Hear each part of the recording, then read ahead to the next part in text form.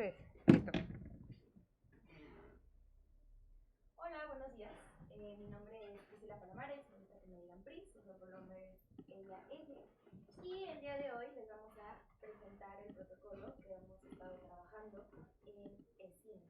Yo soy escritora, soy abogada y me especializo en género y maestría. Entonces, ¿me ayudan dándole clic? Tú. Gracias.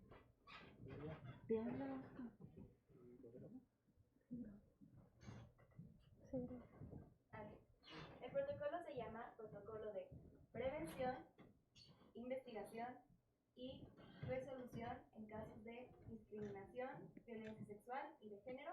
¿En dónde? En la escuela de ESINE. Y pues primero quiero preguntarles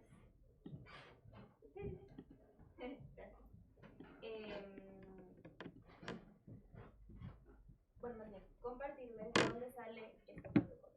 Este protocolo sale de una realidad que vivimos en México, y es que en México hay discriminación y violencia de género. Lamentablemente, según estadísticas del INEGI, el 70% de las mujeres mexicanas han sido víctimas de violencia física y no sexual, y el 20.2% de la población de 18 años o más declaró haber sido discriminada. Estos sistemas de opresión que vemos en el exterior, ¿no? de nuestro país, es tan solo natural que se reproduzcan al interior de instituciones, incluyendo instituciones educativas como ESINE. ESINE es consciente de esto, y como es consciente de esto, decidió poner como manos en el asunto, y el protocolo es una de las acciones institucionales para atender esta problemática. Y ahora sí me gustaría siempre preguntarles, ¿qué es un protocolo? ¿Qué es lo primero que piensan cuando yo digo la palabra protocolo? Un procedimiento. ¿Un procedimiento? Ajá. ¿Qué más piensan? Sí, una serie de pasos establecidos para saber cómo actuar ante una situación, ¿no? Exactamente. Sí, un protocolo es como una receta, es una serie de pasos, son instrucciones. Aquí tenemos, por ejemplo, un protocolo de qué hacer en sismos, ¿no? Conservar la calma, eliminar fuentes de incendio, retirarnos y seguir la ruta, pues para evitar el mayor daño posible. También tenemos protocolos para incendios y también tenemos protocolos para cuando hay violencia de género y discriminación. Que tengamos un protocolo para sismos no significa que ya no va a haber sismos, ¿no? Significa que cuando hay un sismo vamos a saber qué hacer para podernos cuidar. Lo mismo es este protocolo con violencia y discriminación. El protocolo es para atender casos de violencia de género, violencia sexual y discriminación.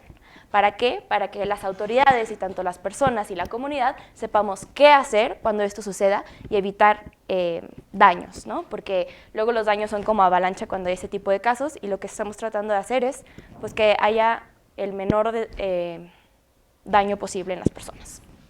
Entonces, eso es un protocolo, es una serie de pasos de qué hacer cuando hay una emergencia. Lamentablemente el protocolo se activa cuando hay un caso, por eso digo, pues que sabemos que hay, ¿no? Pero no hay una negación de parte de la institución de no, aquí no hay porque somos ESINE, no. Sabemos que puede haber, y ¿sabes qué? Vamos a estar preparados para saber qué hacer.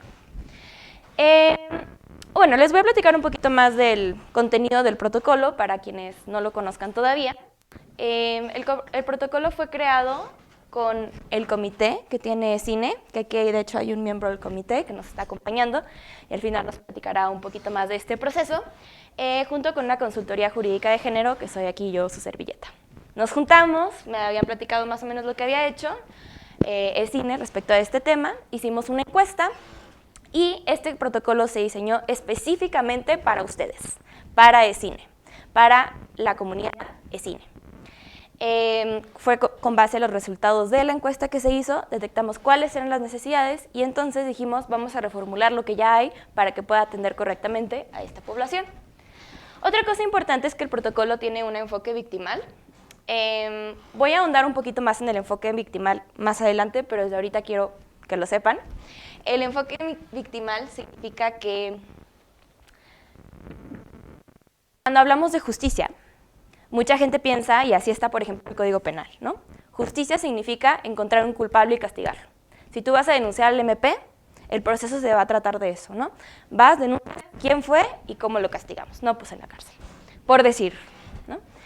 Y muchas veces, a veces, eso es lo que pensamos que es la justicia, ¿no? O sea, piensen cuando, no sé, decimos, es que no es justo que pasó esto, ¿a qué nos estamos refiriendo? ¿No? O sea, justicia puede ser un concepto muy complejo y por eso hay que irlo acotando a qué nos vamos a referir en este protocolo cuando hablamos de justicia.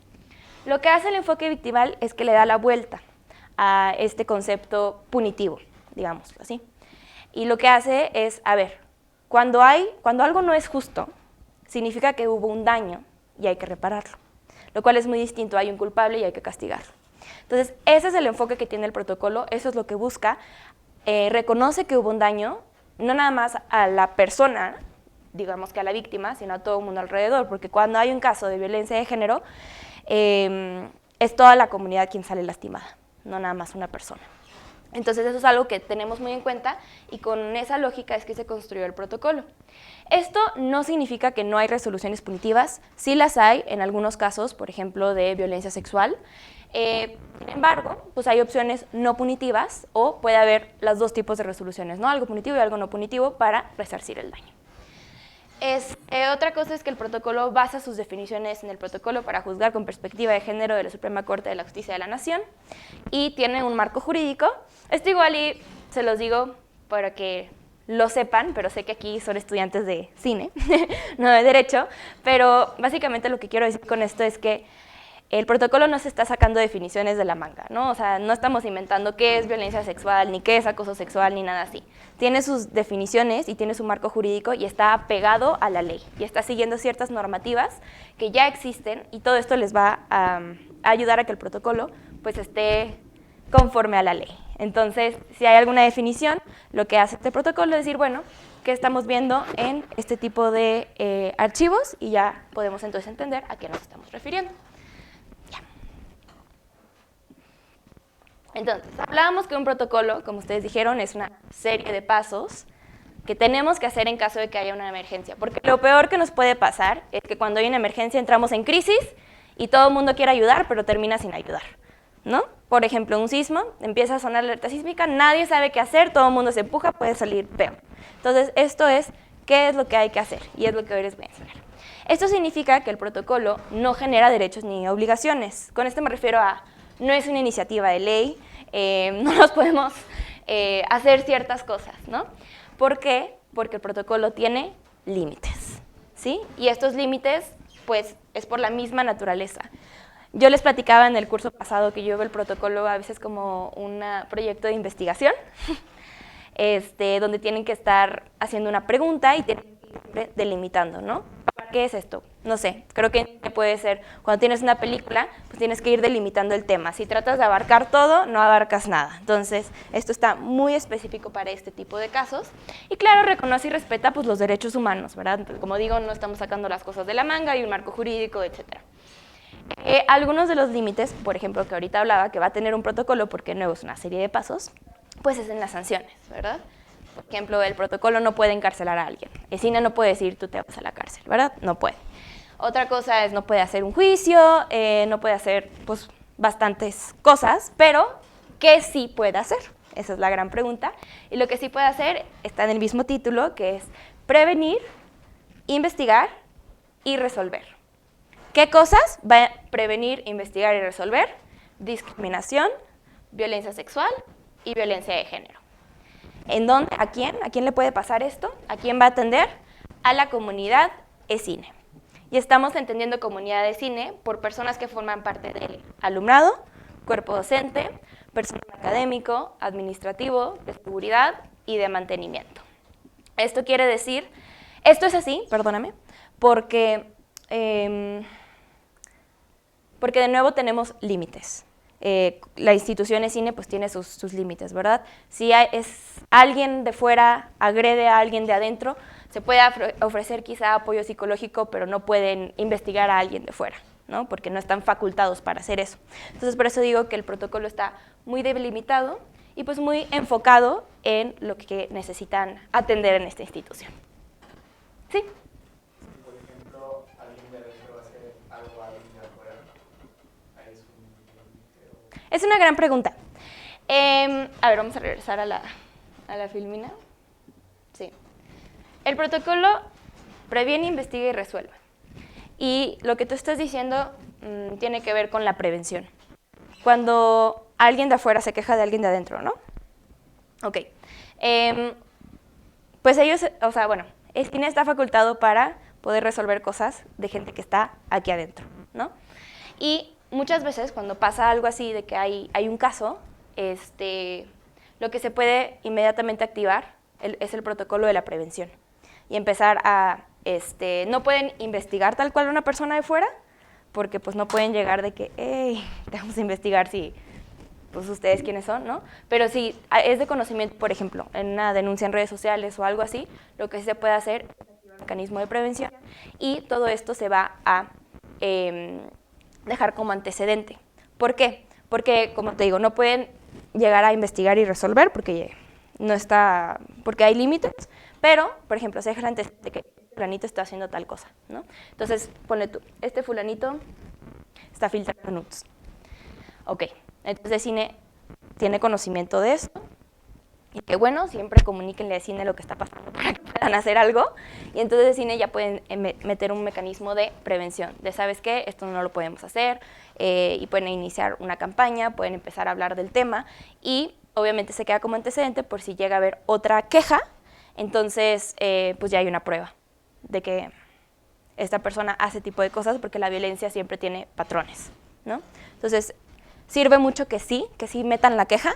No se puede precisamente investigar a alguien de fuera, pero sí se puede comenzar un mecanismo de prevención y también se pueden, pues por lo mismo, prevenir y después utilizar eso como prueba. ¿Sí contesté la pregunta? ¿Quiere decir algo, Elodie? No, decirte que, por ejemplo, estas denuncias que han pasado en redes sociales de alumnos de la escuela, pues muchas veces la gente espera como que la escuela haga algo, pero precisamente tenemos límites. Entonces lo que hacemos, como por dos partes, es tener una bitácora de estas denuncias, de decir que tal día salió la denuncia de tal alumno que dice tal cosa, ¿no? Pero, o sea, ¿cómo ¿Activar mecanismos de prevención? No, pues, bueno, tenemos esta bitácora, ¿no? Como antecedentes. Y por otra parte, pues todavía no teníamos un protocolo activo, ni, o sea, se estaba generando, entonces lo que tratábamos de hacer era atender la situación, sobre todo de manera grupal, con la generación con la que estaba, pues en la que está incluido este alumno, ¿no? O con el grupo con el que estaba trabajando, una denuncia de un exalumno, pero estaban trabajando en una producción de la escuela. Sí. Entonces, como atender la situación de esa forma, para que justo pues, ese tejido social no se siga lastimando.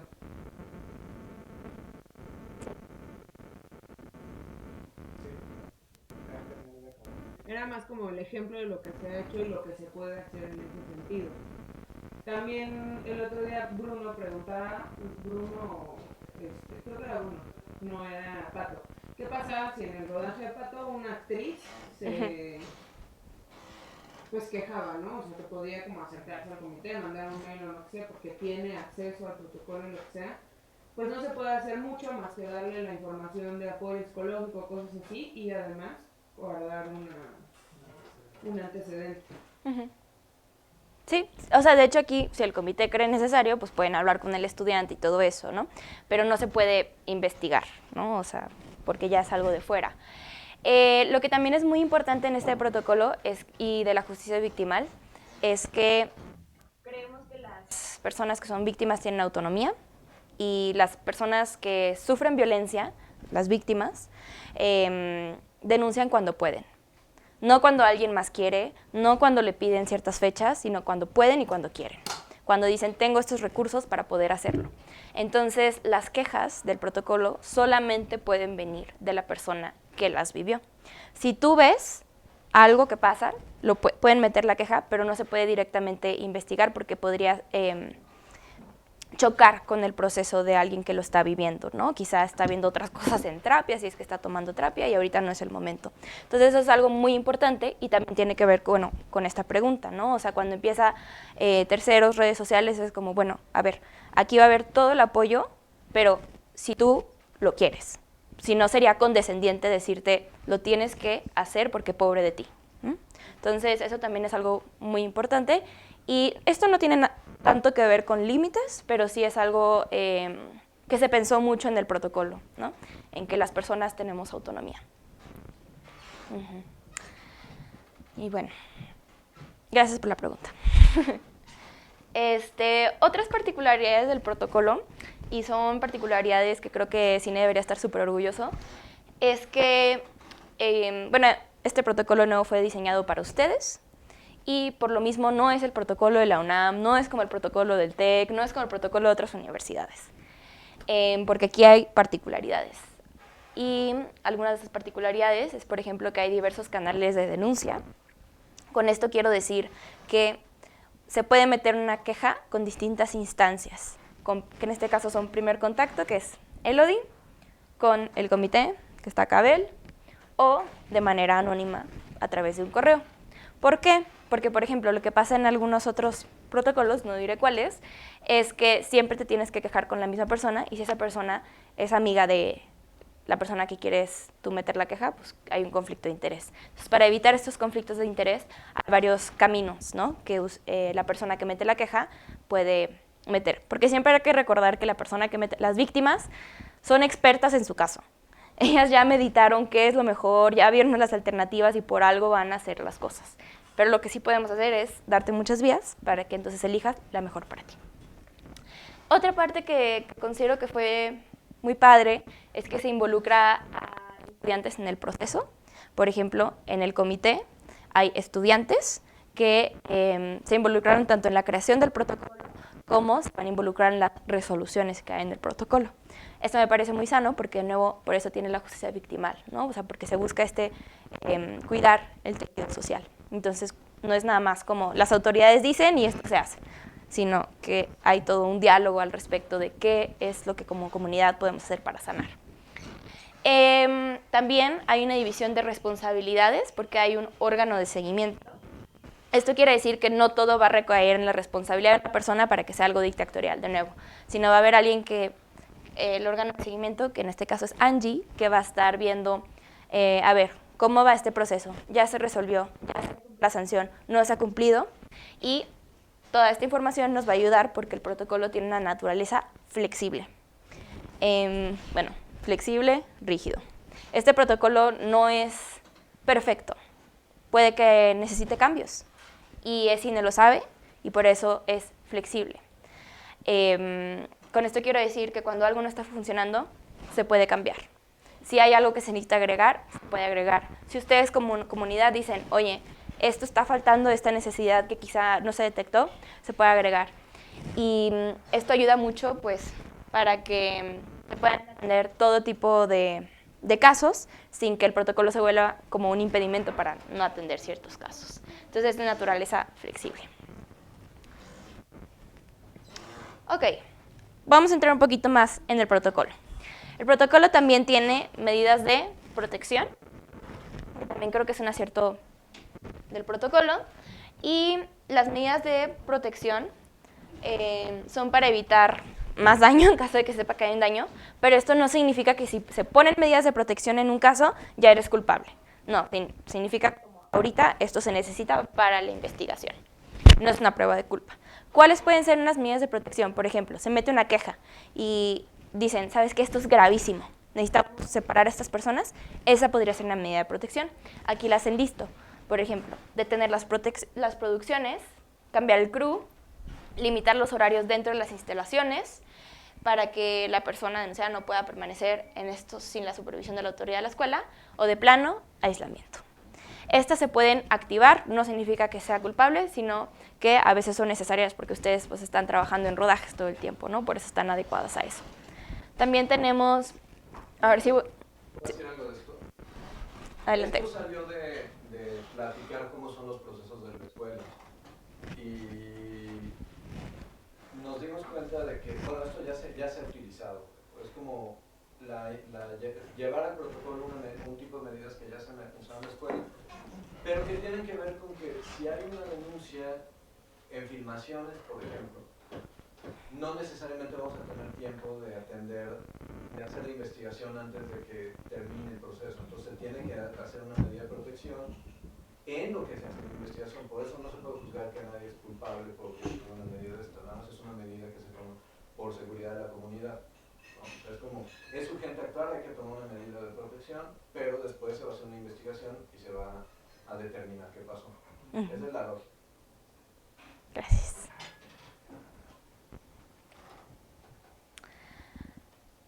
Muy bien, entonces tiene medidas de protección y ahora sí voy a ahondar un poquito más en el enfoque victimal, que ya les platicaba, que es cambiar la lógica de qué es lo que queremos que es resolver.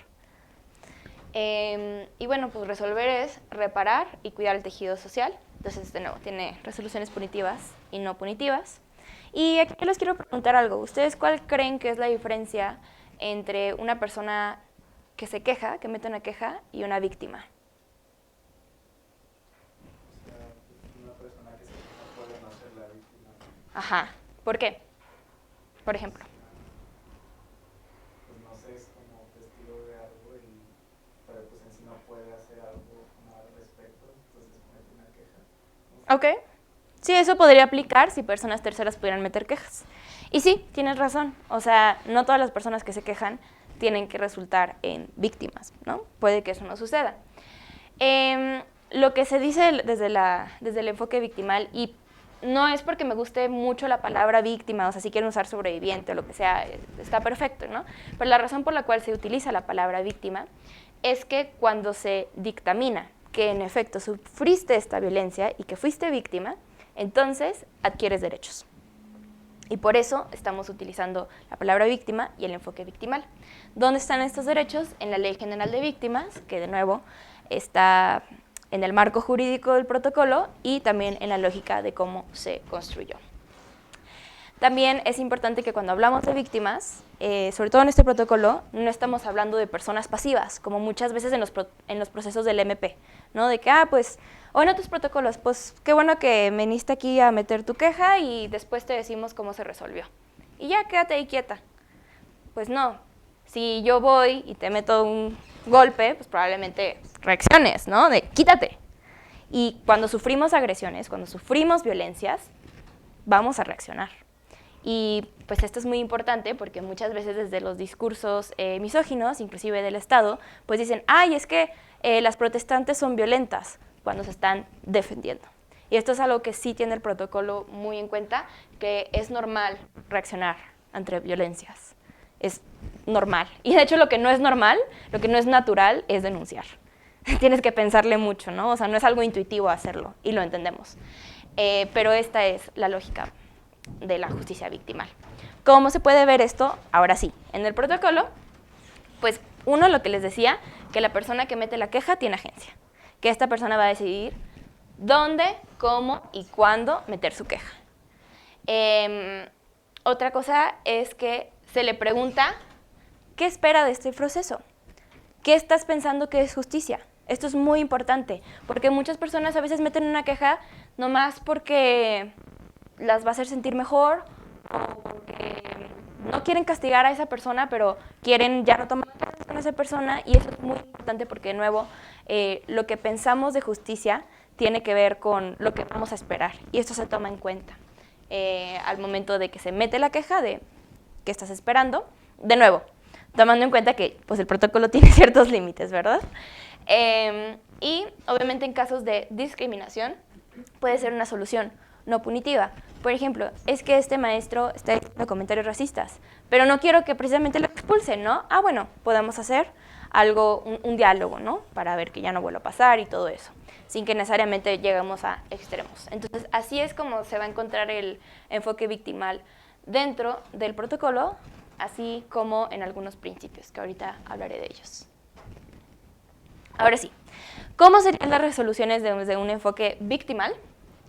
Y esto cuando podemos usar el enfoque victimal es cuando los delitos no son penales, ¿no? O sea, una violación, pues no podemos usar este enfoque, pero está la opción, en caso de que no sea el caso.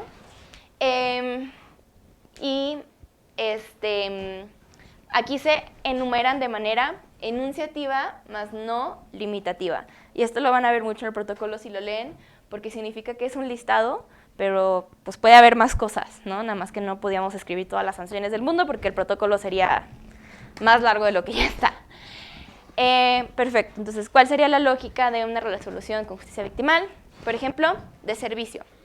Retribuir de alguna medida las oportunidades perdidas. Aquí, por ejemplo, se me ocurre que si me salí del crew porque me daba pues mucha pena ver a esta persona que me incomodaba, pues entonces que tengas la oportunidad ya de hacer tu película con tu crew, ¿no? O sea, que eso te lo regresen. De fortalecimiento institucional, esto significa que todos los casos y todo lo que ustedes metan de queja van a ayudar para que la institución se transforme a algo que pueda prevenir esto de mejor manera, ¿sí? Entonces, si hay un caso de esto, pues ahora siempre la institución va a hacer esto otro, ¿no? Por ejemplo, si hubo un caso, pues ahora hay que abrir un protocolo. Eso pudo haber sido una medida institucional. Y esa va a ser la lógica, que todos los casos tienen que ayudar a que la institución se fortalezca, pues en conjunto, ¿no? De memoria y de justicia, esto tiene que ver con ser honestos. Creo que es muy terrible, bueno, y también la justicia victimal viene de casos de extrema impunidad, cuando las autoridades niegan el problema o niegan la verdad. Y aquí se reconoce que sucedió esto. Voy a poner un ejemplo de quizá otra universidad, como el caso de Jorge y Javier, ¿no? Donde la institución estuvo diciendo no, eso no pasó, y pues los mapas estaban saber que sí pasó, ¿no? Porque, por otras cosas. Y se dejó, pues no sé, quizá una estatua o algo así. De garantías de no repetición, esto significa que va a haber suficiente cambio en la estructura institucional para que no vuelva a pasar. Esa siempre tiene que ser la lógica. Bueno, ya pasó, qué mal. Estas cosas pasan de nuevo porque son un reflejo de la realidad, pero ¿qué vamos a hacer para que no vuelva a pasar? Bueno, vamos a todos los años, todo el primer día de clases, hablar de este tema de esto no se puede hacer, no sé, por decir. Lo que no se puede hacer es pedir dinero. Estos son daños de manera pecuniaria. Eso sí, no es como, bueno, me agredió, le voy a bajar 100,000 pesos. Eso no se puede, nada que ver con dinero se puede, entra dentro de esto. Y, por ejemplo, estos son los de justicia victimal y los de sin justicia victimal, o sea, ya punitivos, y se pueden combinar, así como puede ser uno o el otro, ya dependiendo del caso. Es, por ejemplo, restricción para acercarse a una persona o un lugar determinado. Tratamiento reeducativo, por ejemplo, cursos, charlas, tienes que venir a esto, tienes que sensibilizarte respecto a este tema. Por ejemplo, si eras racista, pues tienes que ir a estos cursos de no racismo. Horas de servicio social, como ustedes. Y suspensión académica hasta por 7 días. Y lo más grave, pues ya es la expulsión de la universidad. Y ese es el límite más grande que puede poner el cine. O sea, es el castigo más grande que puede poner. Ya no vas a ser parte de la comunidad de cine. Entonces, estos son el tipo de cosas que podrían resolverse. Y ahora sí ya hablemos del protocolo. El protocolo tiene 8 secciones, pero la sección 8 no tiene caso que la enseñe porque son puros papelería de cine. Entonces hablamos de 7 pasos. La introducción, que era lo que ya les platicaba de, ¿por qué solo este protocolo? Pues porque reconocemos que hay un problema. Y cuando suceda, necesitamos saber qué hacer. Esa es la introducción. La prevención, que era lo que ya platicábamos ahorita, también con Abel, de, ¿qué podemos hacer para que esto no suceda? ¿Qué medidas ya se han hecho? Tomar en cuenta algunas cosas que ya son parte de la institución. Hablar del consentimiento, por ejemplo. Sujetos, que es para quién es este protocolo, que de nuevo es para la comunidad de cine. El marco jurídico, que pues no lo voy a leer, pero les platicaba que sí hay un marco jurídico que define las lógicas del protocolo. Los principios, que es lo que ahorita les voy a platicar. Y los principios casi siempre son como temáticas de una película. Cuando hay un dilema ético es como, bueno, ¿y qué va a pasar? Esos serían los principios. Los actos de violencia y discriminación, que es cada uno. Y ahora sí el procedimiento, que es lo que, si alguien ahorita quiere meter una queja, esto es lo que va a tener que leer. ¿Qué tengo que hacer? Entonces voy a ahondar un poco en los principios. Gracias. Y bueno, hay muchos, pero esos son algunos. Y voy a iniciar de este lado. Tenemos, por ejemplo, los principios, como les decía, son como ejes que gobiernan este protocolo, ¿no? Que de nuevo, cuando no sabemos qué hacer, utilicemos estos valores, por así decirlo, de esta ética, para resolver. Tenemos el principio pro persona. Esto significa que cuando no sepamos qué hacer, siempre se debe hacer lo más favorable para la víctima. Que si esto es lo que le conviene a la víctima, pero quizá nos va a costar más trabajo, pues si es lo más favorable a la víctima, es lo que tienes que hacer, aunque te cueste más trabajo. Perspectiva de género. Esto es muy importante y creo que la mayoría lo conoce y sin embargo es la mayor razón por la cual fallan los protocolos desde mi perspectiva. Y tiene que ver con entender que el género es un sistema de opresión que marca a ciertas personas diferentes que a otras y entender así la violencia, que el género es un sistema, ¿no? Y que de esta manera afecta en los casos. Eso significa casi ponerse los lentes violetas y decir, ok, esto está pasando porque esta persona, no sé, el género lo atraviesa de esta manera y a esta de esta otra, por lo cual tiene más poder sobre otra. La participación conjunta, esto era más o menos lo que les platicaba, que es como las víctimas tienen agencia, en el sentido no se va a aislar a la persona que mete la queja, sino que se va a incluir en los procesos y todo el tiempo se le va a estar informando de qué está pasando, así como saber qué es lo que necesita. El enfoque transformador era lo que hablábamos de las instituciones, que los casos tienen que ser para que la institución se fortalezca, para que pueda prevenir, para que esto pase cada vez menos, hasta que ya no pase. Y por último, el enfoque diferencial y especializado. Y este enfoque se refiere a que pues, reconocemos que hay grupos de población que tienen mayor vulnerabilidad, ¿no? Por cosas que les atraviesan, por sistemas que les atraviesan. Y que entonces van a necesitar una atención distinta. Voy a poner un ejemplo. Una persona cis a una persona trans. Yo odio el MP, entonces voy a poner ejemplos del MP porque creo que lo hacen mal.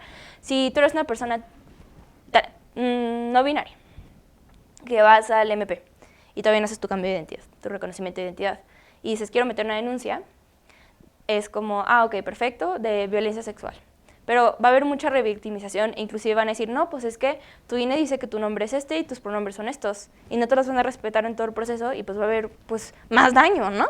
Y lo que dice el enfoque diferencial especializado es como, a ver, reconocemos esas cosas y entonces el proceso de atención va a ser distinto. Te vamos a respetar tus pronombres porque tú tienes estas necesidades, porque te atraviesan estas cosas y lo vamos a tomar en cuenta al momento de resolver. Eso es el enfoque diferencial y especializado. Entonces, estos son algunos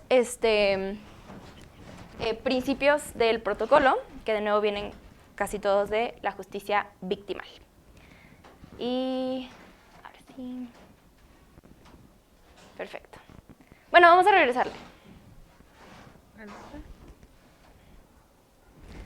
Yo quiero, si pueden participar, saber cuál es la diferencia entre violencia y discriminación.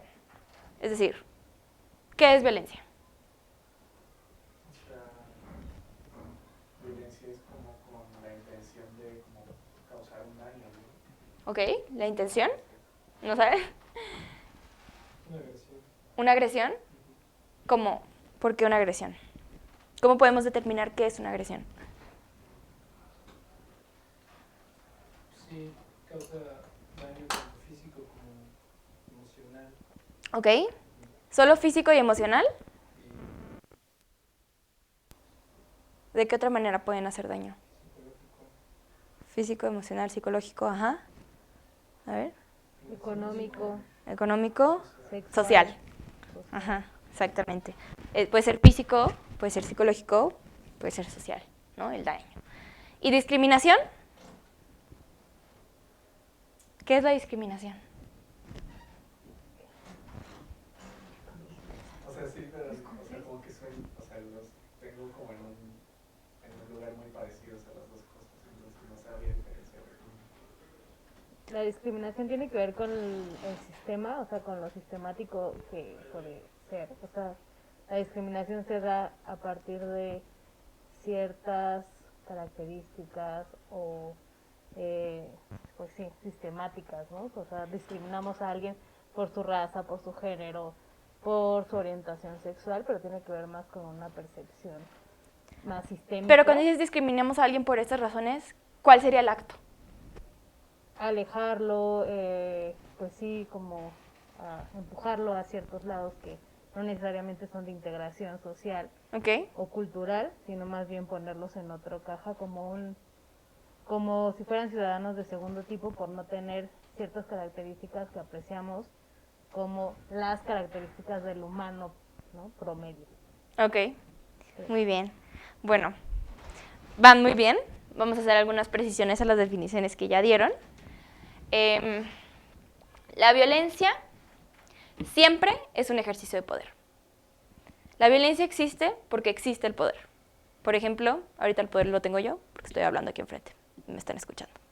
Entonces, cuando utilizamos ese poder y lo ejercemos sobre alguien más, y provocamos un daño psicológico, emocional, físico o sistemático, entonces estamos ejerciendo violencia. Y así es como vamos a entender la violencia en este protocolo, como un ejercicio de poder. Lo que también particulariza la violencia es que siempre sustenta un sistema de desigualdad, ¿sí?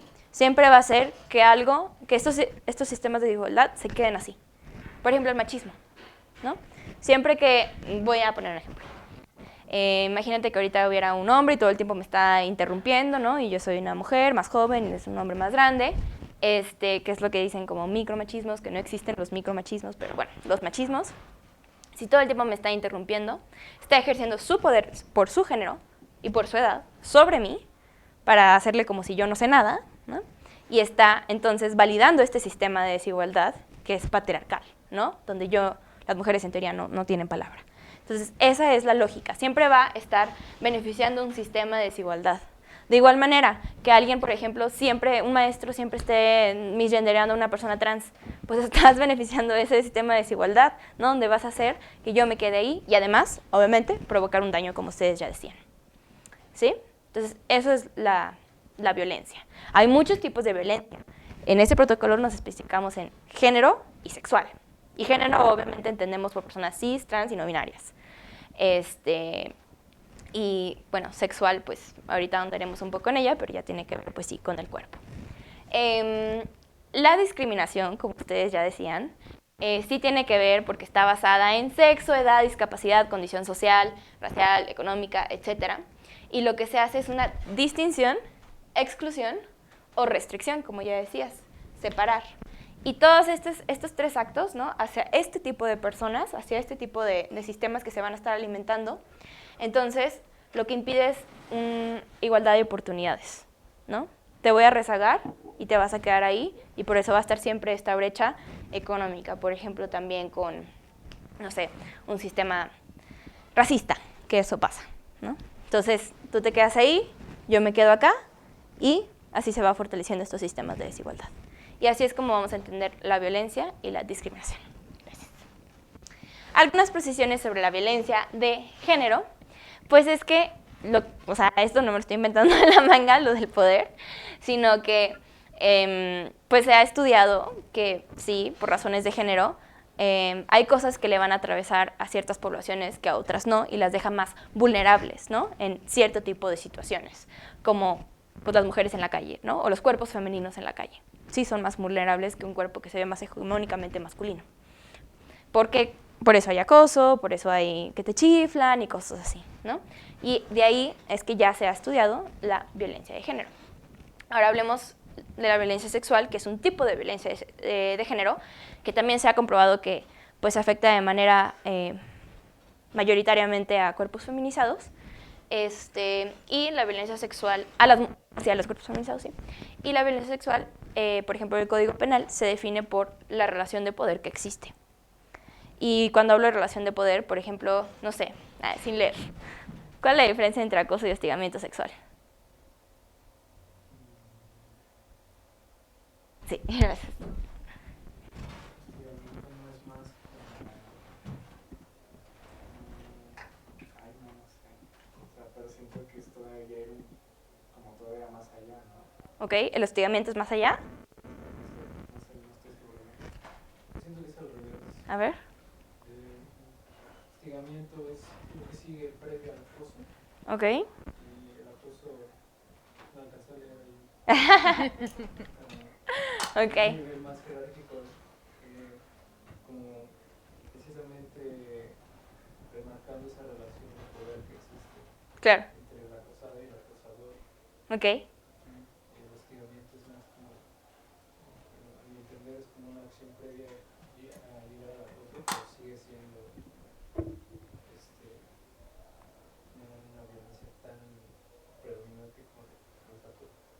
Ok.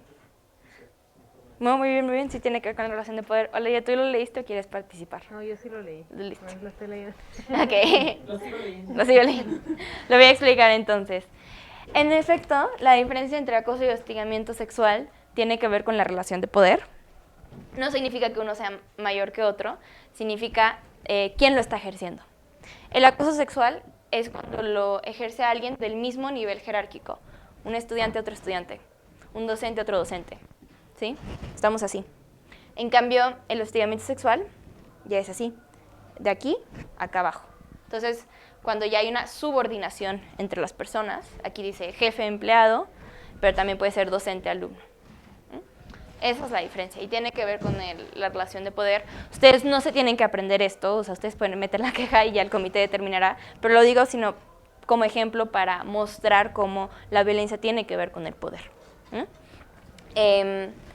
La violación ya es así, no importa de quién venga, es cualquier acto penetrativo, ya sea oral, anal, vaginal, inclusive en el ombligo, para tener sexo, ¿no? Para tener una relación sexual. Y eso ya sería la violación. ¿Hasta aquí hay alguna duda de a qué nos referimos con violencia y discriminación? ¿No? Ok, va. Perfecto, entonces ya vamos a entrar al protocolo y al proceso.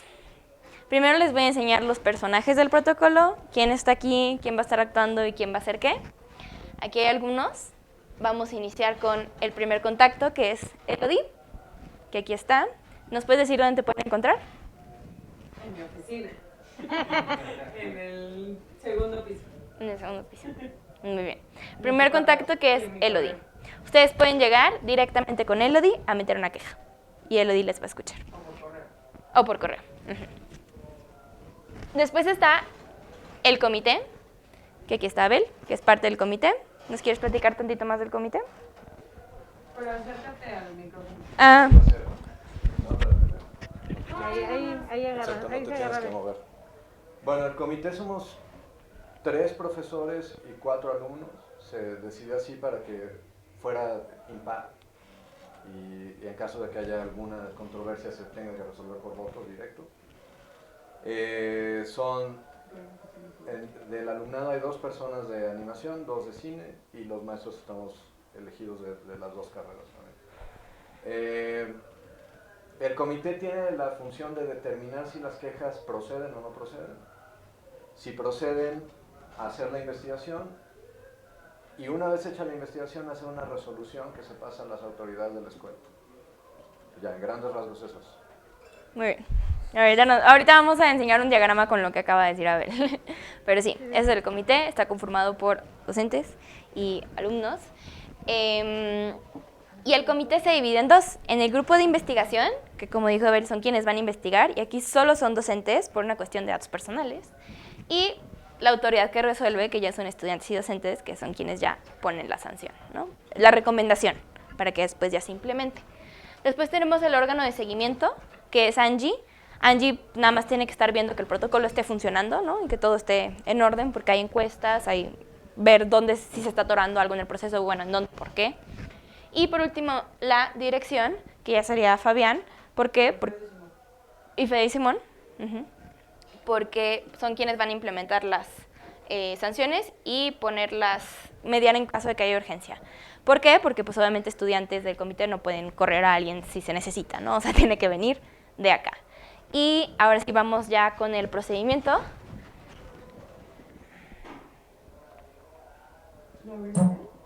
Ay, creo que es...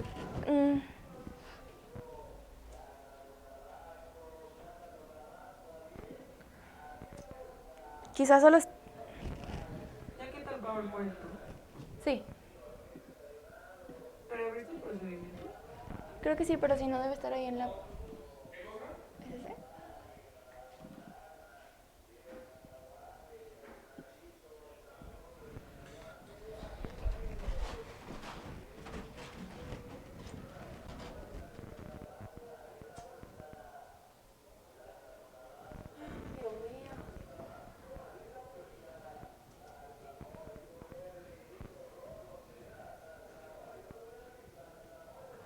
Muy bien, este es el protocolo. ya les di un resumen casi de todo. Vamos nada más a la última página donde les voy a enseñar el diagrama de flujo, donde está todo resumido. Perfecto, es aquí. Ok, entonces, tienes una queja, quieres meterla. Ok, primero ¿hubo un acontecimiento de violencia sexual, discriminación, bla, bla, bla? No, no hay proceso. Sí. Pregunta, ¿quieres denunciar? ¿Quieres meter una queja? No, se acaba el proceso. Sí, esto es lo que puedes hacer. Hay 3 vías. Puedes mandarle un correo de manera anónima al comité, a comité.escine@gmail.com, y se registra el testimonio. A veces puede ser difícil investigar, dependiendo de cuánta información se mande en el testimonio anónimo, pero esta es una vía. En caso de que proceda la queja, porque tiene que ver con discriminación, violencia sexual, violencia de género, entonces ya se va hacia acá, se mete al comité. En caso de que no, pues se finaliza el proceso. ¿Ok? Por ejemplo, no, pues me robaron mis audífonos, pues no entra. Entonces se finaliza el proceso. Después, de manera directa con el comité, también al mismo correo, que es comité.escine@gmail.com. Entonces, ahí ya es opcional que se mande un correo y dices, quiero una audiencia con el comité para explicar lo que pasó, o te quiero contar por correo lo que pasó. Se registra el testimonio, se determina si entra o no al protocolo, y en caso de que no, se desecha, y en caso de que sí, empieza la investigación.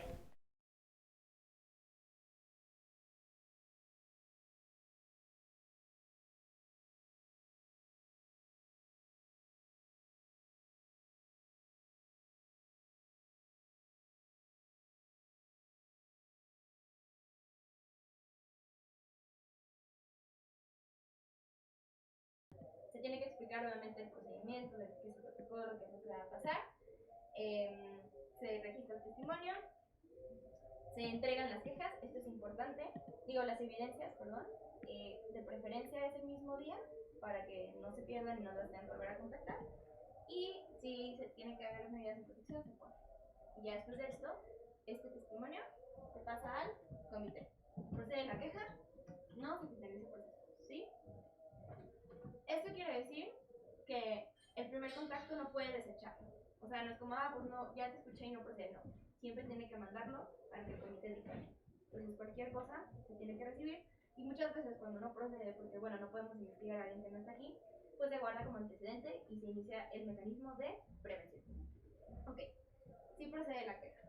Entonces, el comité se reúne, dice si va a salir, y el comité con estudiantes eligen quién va a investigar, ¿sí?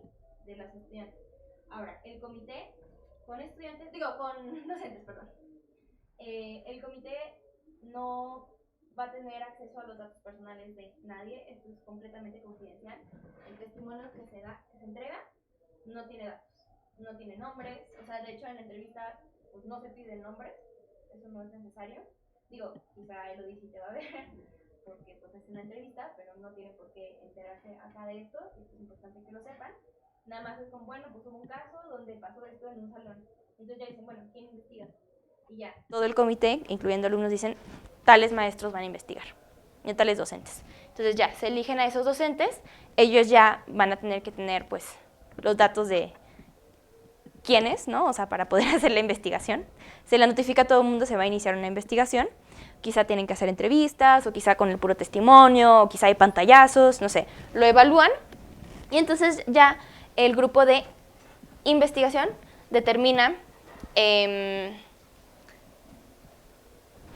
si pasó o no pasó, y qué fue lo que pasó. Ratificar el hecho.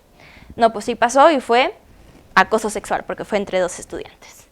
Y entonces ya, regresan con el comité completo, que es la autoridad resolutoria, ¿no? Ya con estudiantes, y les dicen, pues fue un caso de acoso sexual, no dicen nombres ni nada. ¿Qué hacemos? Ya entre todos hacen la resolución y se implementa. Después de eso se genera un reporte de seguimiento que lo hace Angie y se acaba el proceso.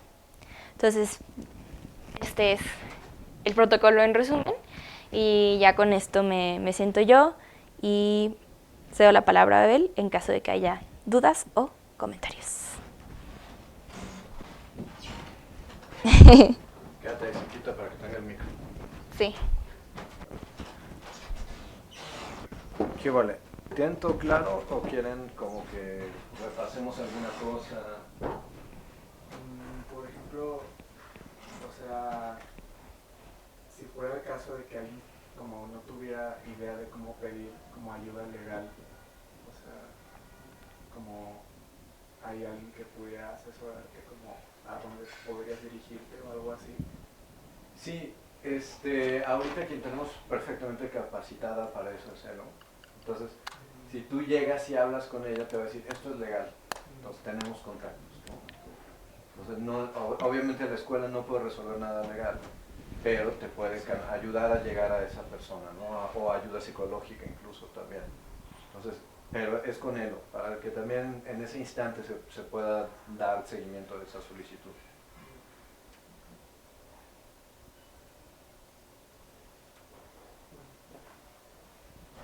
Solo igual me perdí un poco, pero igual sí se explicó, pero no sé, es como que sí tenía un poco de dudas en la metodología de investigación, sobre todo de determinar la obtención de pruebas, de testimonios, sobre todo porque siento que es como el proceso más importante de esto. Sí, en efecto. Sí. Y no sé, he visto demasiado como que se investiga, pero ¿cómo se investiga? Okay. Se pregunta a las personas, se hace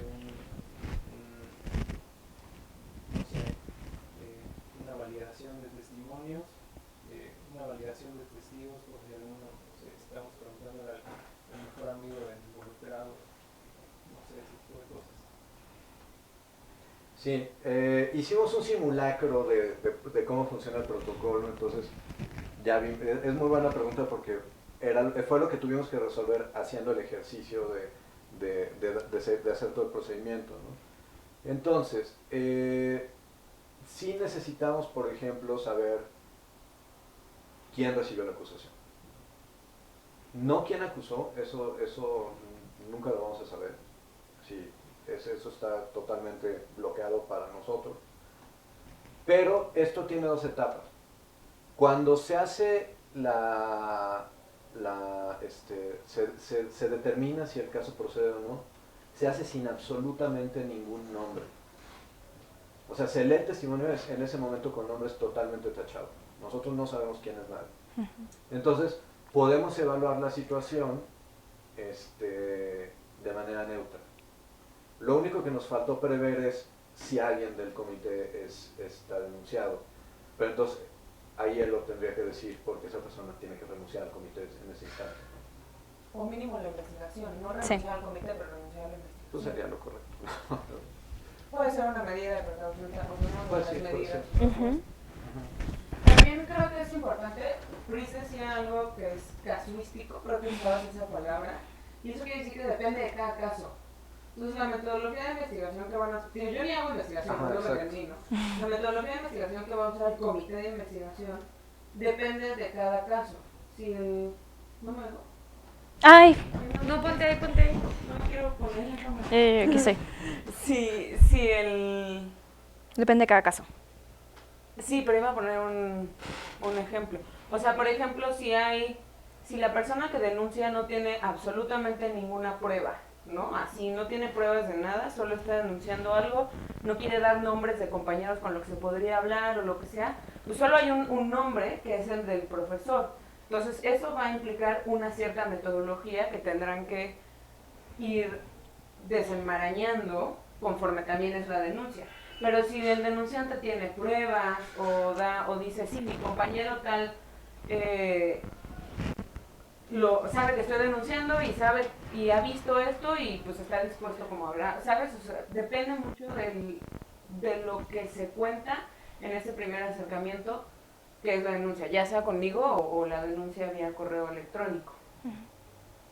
Lo que sí es muy importante en la metodología, creo que se entienda y que es una parte muy importante del protocolo, es que a la víctima, a quien denuncia, no hay denuncias de terceras personas. A quien denuncia como la víctima, no se le vuelve a preguntar absolutamente nada, ni se le vuelve a llamar para hablar acerca de esta denuncia.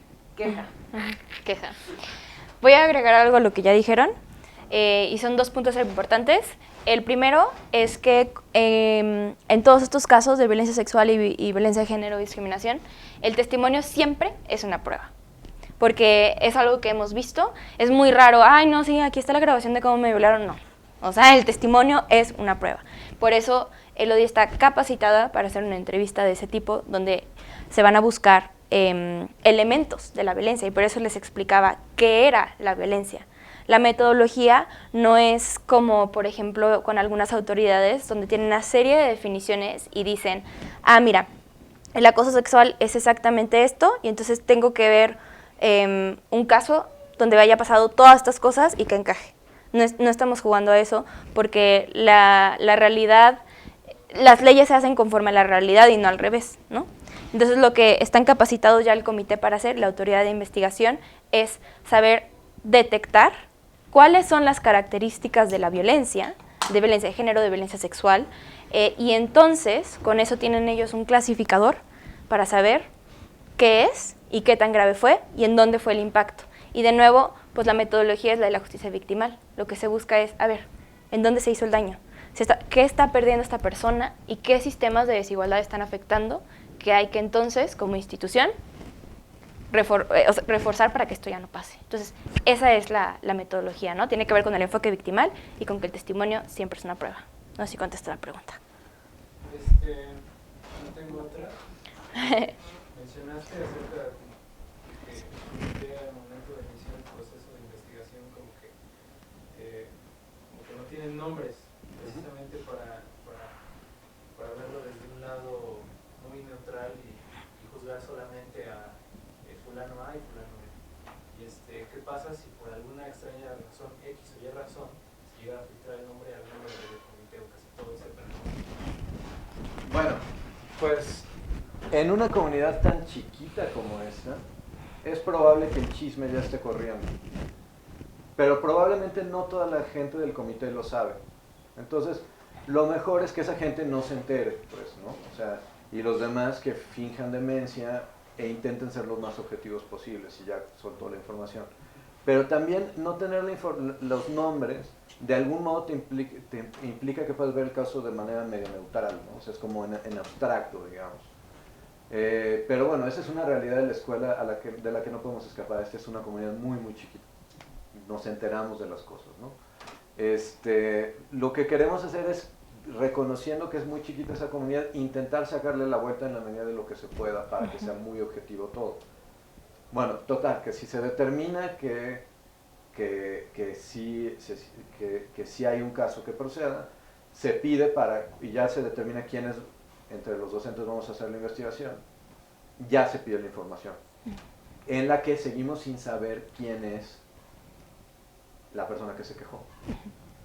Entonces, eso es lo que nos va a permitir armar una metodología, porque vamos a ver, pues podemos preguntarle a esa persona, a este grupo de personas, y ahí empezar a hilar a ver qué se puede hacer y cómo se pueden recolectar pruebas, porque necesitamos pruebas que refuercen el testimonio inicial, ¿no? Luego de eso, pues ya se presenta al resto del comité el caso clasificado. Toda la evidencia se clasifica, el caso, y se hace la recomendación.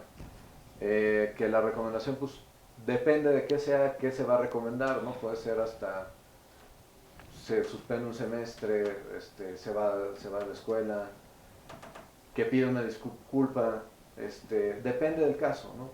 O lo que decía Pris hace rato, ¿no? Requiere capacitación, porque más bien es pura ignorancia, pues vamos a capacitar a esa persona para que no vuelva a hacer las mismas estupideces otra vez, etcétera, ¿no? O sea, es muy difícil determinar qué va a pasar porque lo vamos a aprender en el proceso, y eso es lo que fue muy rico del ejercicio, del simulacro, ¿no? O sea, nos dimos cuenta de todo lo que puede pasar, también nos dimos cuenta de lo difícil que está hacer la entrevista, ¿no? Porque en la entrevista tiene que haber una parte de empatía muy profunda y mucho respeto y mucho cuidado, ¿no? Entonces, o sea, los testigos, pues, ¿no? E igualmente, si se decidiera en algún caso hacer una entrevista con la persona que recibió la acusación, se le tiene que tratar de la misma manera porque es un acusado, ¿no? Un culpable, ¿no? O sea, se va a determinar hasta después. Es una chamba que probó ser, imagínate, si en el simulacro probó ser difícil, o sea, es una chamba muy delicada, ¿no? Y es muy importante que se haga con mucho cuidado para no generar ni cacerías de brujas, ni revictimización, ni culpables falsos, ¿no? O sea, está bien complicada la chamba, pero es muy importante hacerse. Y más o menos, no sé qué más, si puedo decir. ¿Alguna otra cosa? O sea, igual creo que es importante que entiendan y que confíen en que tenemos como un buen juicio con este tipo de procesos, ¿no? Abel hablaba como de la empatía, del respeto y en que confíen en que pues PRIS nos capacitó. También está dentro de nuestra responsabilidad seguir informándonos, seguir tomando capacitaciones, tener curiosidad de investigar sobre estos procesos para saber cómo hacerlo de la mejor manera. Y pues también está muy chido que pues ya conocemos también la escuela, conocemos a la gente, conocemos las dinámicas, cómo se generan las relaciones acá. Entonces creo que también es muy importante.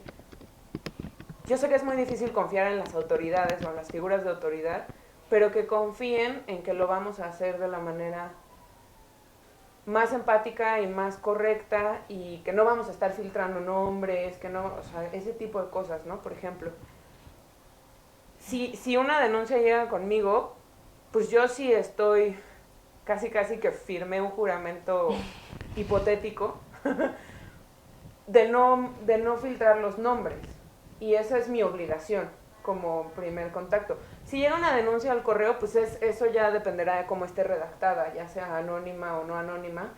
Ahí ya es más difícil como que el comité quien completo en el momento de juzgar si procede o no procede la denuncia, tenga o no tenga los nombres. Ahí dependerá mucho de quién pone la queja y de cómo la redacta, ¿no?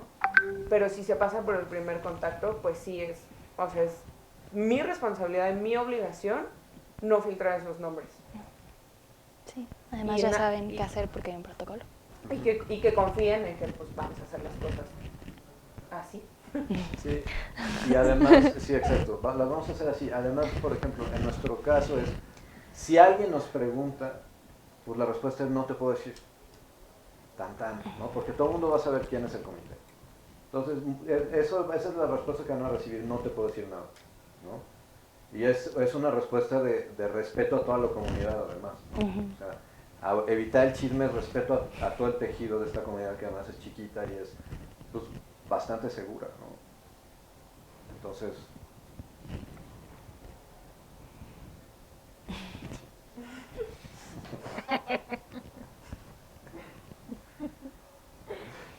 ¿Qué más, chicos? Harto quórum. Creo que de momento no tengo.